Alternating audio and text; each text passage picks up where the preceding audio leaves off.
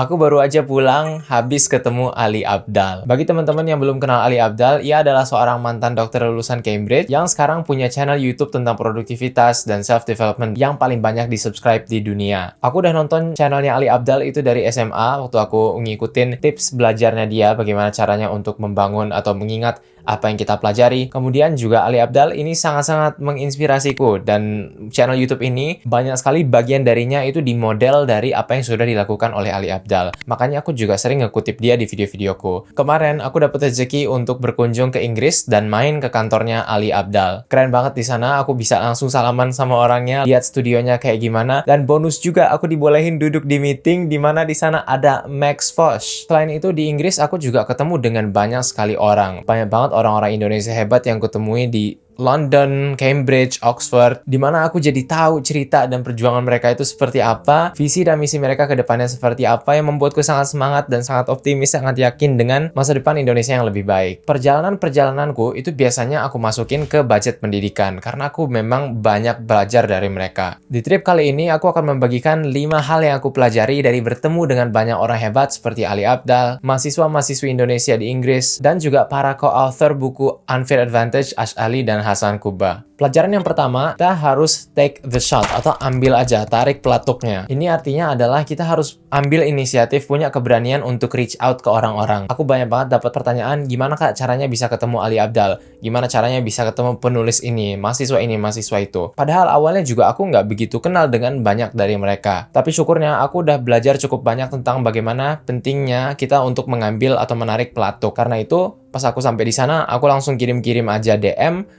Aku tanyain, bisa nggak kira-kira kita ketemu di sini jam segini? Dan dengan modal keberanian itu, apakah nanti ditolak atau enggak, itu urusan belakangan. Yang penting aku tahu bahwa peluangnya bagiku untuk bertemu dengan mereka itu udah ada. Pelajaran tentang mengambil pelatuk ini juga relevan ketika membicarakan hal-hal yang ingin kita capai. Banyak sekali dari mahasiswa dan mahasiswi yang kutemukan yang sekarang studi di universitas top dunia, banyak sekali yang nggak nyangka bahwa mereka sekarang bisa ada di posisi di mana mereka berada saat ini. Tapi yang aku pelajari dari mereka semua adalah mereka memberanikan diri untuk mengambil pelatuknya. Walau kata orang yang sukses itu cuma 1%, 2%, 3%. Sebelum kita menarik pelatuknya, sebelum kita mengambil resiko, kita nggak tahu kita itu bakal jatuh di persenan yang mana. Aku juga udah banyak sekali mengambil resiko di kehidupanku, dan banyak sekali dari resiko-resiko ini yang dikomentari oleh orang-orang. Dan memang ada benarnya bahwa namanya resiko nggak ada jaminan berhasil atau bagaimanapun, tapi intinya kita nggak bakal tahu kita jatuh di sisi yang mana kalau misalnya kita nggak ngambil resiko atau menarik pelatuknya dulu. Pelajaran yang kedua adalah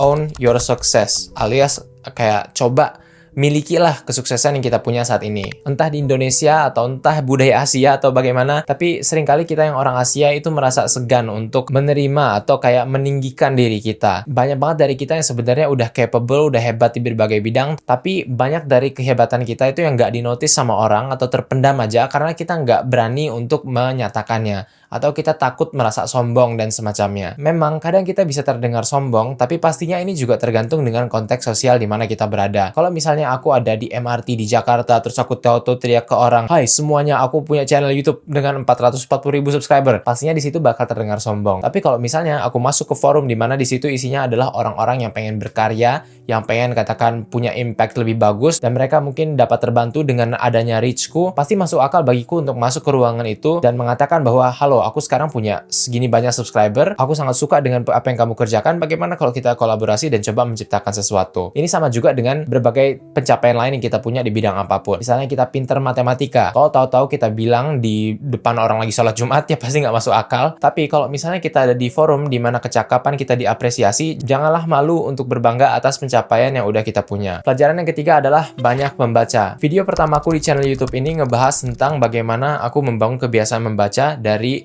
nol. Dan di situ aku membahas tentang bagaimana hampir semua orang sukses yang aku tanya itu pasti bisa ditarik ke kebiasaan membaca. Dan ini sangat-sangat nyata ketika aku pergi ke Inggris kemarin dan aku interview orang-orang atau mahasiswa-mahasiswi atau lulusan dari universitas ternama. Intinya adalah mereka sangat-sangat rajin membaca. Ada yang rajin membaca buku, ada yang rajin membaca jurnal. Intinya membaca ini membantu mereka untuk memperluas wawasan dan punya akses ke area-area yang orang biasa itu nggak bakal sentuh, sehingga itu membuat mereka menonjol ketika mendaftar ke universitas-universitas ternama. Tentunya tanpa harus masuk ke universitas pun membaca ini sangat-sangat membantu dengan bagaimana mereka membentuk pola pikir, sehingga ketika aku ngomong sama mereka itu rasanya terpukau di setiap detik karena pendapat mereka itu ngalir dari satu titik ke titik yang lainnya, kemudian tahu-tahu bisa nambahin detail itu, konsep ini, konsep itu, dan semuanya kayak terjahit dengan sempurna. Dan yang terpenting lagi dari membaca ini adalah kita harus juga punya bukti nyata, bukti dari situsnya, dari lapangannya langsung. Tentang membaca ini, banyak orang yang kutanyakan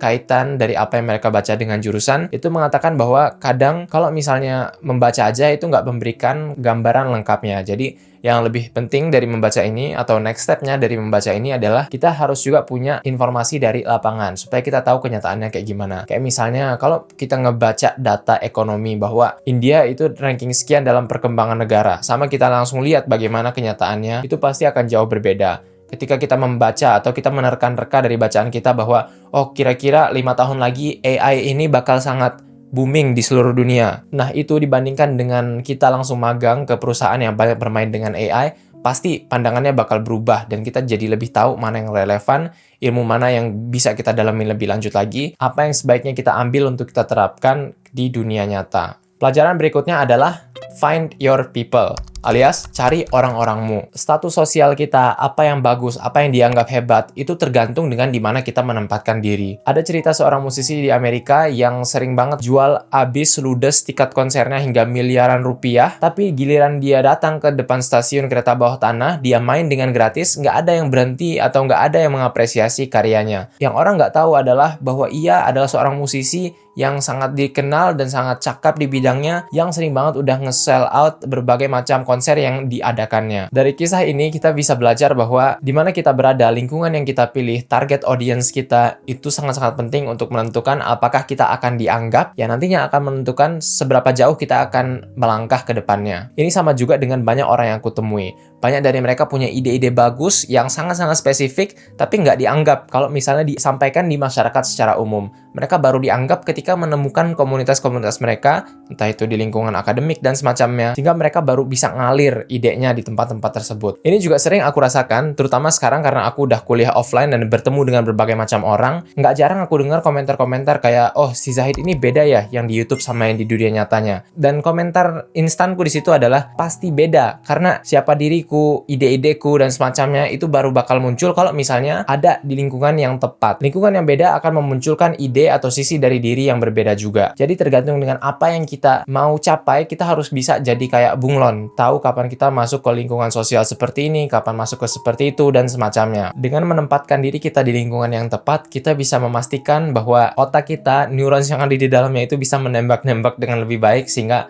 tersambunglah koneksi-koneksi yang membuat ide kita semakin lancar dan potensi diri kita semakin keluar. Pelajaran berikutnya adalah follow up on advice. Ini artinya adalah kalau misalnya kita dikasih saran untuk melakukan sesuatu, jangan lupa untuk follow up aksi nyata yang udah kita lakukan berdasarkan dengan saran itu. Ini adalah salah satu hal yang membuat mentor sangat senang. Ini yang aku pelajari ketika aku berbicara dengan Hasan Kuba, salah satu penulis buku Unfair Advantage. Aku diajak makan di restoran Nandos, di mana di situ kita sharing-sharing cerita-cerita sampai, dan untuk konteks, Hasan Kuba ini adalah seorang coach atau seorang mentor dari banyak banget orang-orang hebat. Dia juga mentornya Ali Abdal, mentornya beberapa YouTuber yang aku tahu, dan juga beberapa mentor dari berbagai macam business people yang udah sukses sekali. Dan di situ aku merasa levelku belum ada di sana. Jadi aku tanyain ke dia, apa kira-kira yang harus aku lakukan supaya suatu saat nanti aku bisa ada di level di mana aku bisa jadi mentormu. Aku tanyain kayak begitu. Katanya adalah simple, coba beneran kerjain apa advice yang kamu dapatkan dan follow up apa yang sudah kamu lakukan kepada saya. Kata dia, banyak sekali orang yang diberikan advice udah sangat baik, tapi kemudian 5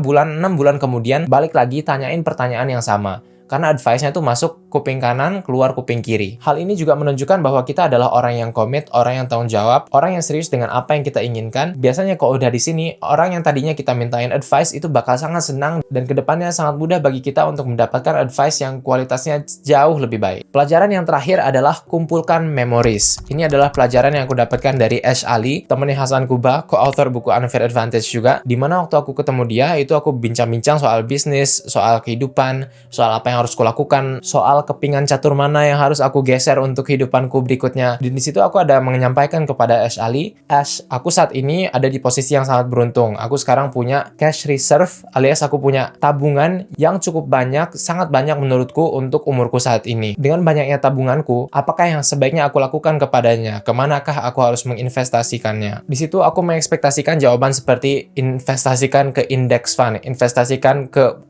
perusahaan seperti ini, ke portfolio seperti ini, seperti itu. Tapi katanya adalah, yang terpenting bagimu di umurmu saat ini adalah invest ke dirimu sendiri. Invest ke hal-hal yang upgrade skillmu, invest ke hal-hal yang membuatmu lebih pintar, dan juga yang terpenting itu invest kepada memories. Yang akan kamu ingat di masa depan bukanlah kayak 1 juta atau 2 juta yang kamu berikan kepada suatu portfolio saham yang memberikan return 7% per tahun, tapi yang akan kamu ingat adalah hadiah yang kamu belikan untuk adikmu, atau trip ke suatu gunung di Pulau Jawa yang mengubah caramu berpikir. Kata Ash, kita harus mulai bergeser dari yang namanya scarcity mindset ke abundance mindset. Kalau scarcity, ini berarti kita menganggap bahwa hal-hal di dunia itu sangat-sangat terbatas. Kita itu sangat terlimitasi terhadap kapital yang bisa kita akses. Sehingga jadinya yang akan kita lakukan adalah kita menabung, tapi seringkali menabungnya itu terlalu banyak. Di sisi lain adalah abundance mindset. Kita lebih semangat untuk menggunakan uang atau menggunakan kapital kita untuk misalnya membeli ini, membeli itu, membangun pengalaman atau portfolio skill ini, skill itu. Karena dengan abundance mindset ini, kita berpikir bahwa oke, sekarang aku bakal menggunakan uang. Tapi uang ini abundant, banyak. Bisa kita bikin lagi dengan satu cara atau cara lainnya. Jadi pelajaran yang aku dapatkan dari pertanyaanku ke Ash adalah buat memories dan coba bergeser ke abundance mindset. Ini adalah salah satu trip yang paling membuatku banyak belajar. Banyak dari percakapan yang lebih mendalam juga aku upload ke podcastku udah Jumat lagi. Terima kasih teman-teman, sampai jumpa pada video berikutnya.